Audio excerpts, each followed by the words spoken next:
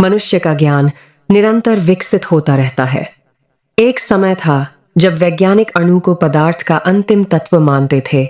बाद में परमाणु की खोज हुई और अणु की अवधारणा अधूरी सिद्ध हुई।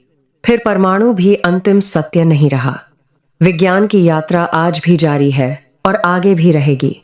यही कारण है कि आज के वैज्ञानिक सिद्धांत कल बदल सकते हैं। भौतिक विज्ञान का स्वभाव ही विश्लेषणात्मक है।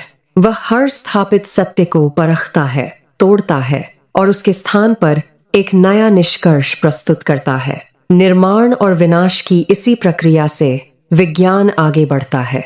अध्यात्म का मार्ग इससे भिन्न है। भौतिक विज्ञान जहां विश्लेषण करता है, आध्यात्मिक दर्शन समन्वय व एकत्व की ओर ले जाता है। विज्ञान में एक वैज्ञानिक दूसरे के सिद्धांत को गलत सिद्ध कर सकता है, परंतु अध्यात्म में अनुभूतियां परस्पर विरोध नहीं करती। वे एक दूसरे को और अधिक प्रकाशित करती हैं। एक साधक का अनुभव दूसरे साधक की अनुभूति को नष्ट नहीं करता, बल्कि उसमें नई गहराई जोड़ देता है। यही भौतिक व आध्यात्मिक दृष्टि का मूल अंतर है। आध्यात्मिक दर्शन का उद्देश्य केवल बहस नहीं, बल्कि अनुभव है। यह मनुष्य को साधना के जरिए एकत्व की ओर ले जाता है। इसलिए आध्यात्मिक पथ के साधक दूसरों के अनुभवों को नष्ट करने का प्रयास नहीं करते। वे अपने अनुभवों को जोड़कर सत्य की ज्योति को और अधिक उज्जवल बनाते हैं। पदार्थ और ऊर्जा के संबंध को गहराई से समझने की आवश्यकता है।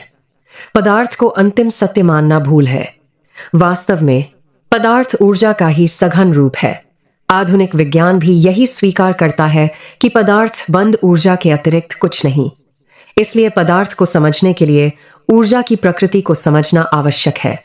जो व्यक्ति ऊर्जा और पदार्थ के संबंध को समझ लेता है, वही विज्ञान का सही उपयोग कर सकता है। ऐसे लोग वैज्ञानिक कहलाते हैं। वहीं जो व्यक्ति ऊर्जा की सत्ता को समझकर उसके पीछे विद्यमान चेतना की अनुभूति करता है, वही वास्तविक साधक है।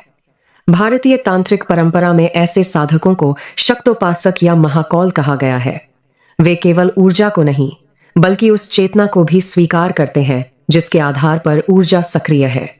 आज अनेक लोग यह मान लेते हैं कि संसार ऊर्जा व पदार्थ का ही खेल है और चेतना का स्वतंत्र अस्तित्व नहीं। यह दृष्टि अधूरी है। यदि ऊर्जा सक्रिय है, तो उसके पीछे कोई चेतन सत्ता भी अवश्य है। भारतीय दर्शन उस चेतना को शिव कहता है। ऊर्जा के सूक्ष्म कण उसी चेतना की गोद में नृत्य कर रहे हैं। इस प्रकार विज्ञान और अध्यात्म विरोधी नहीं, बल्कि सत्य की दो दिशाएं हैं।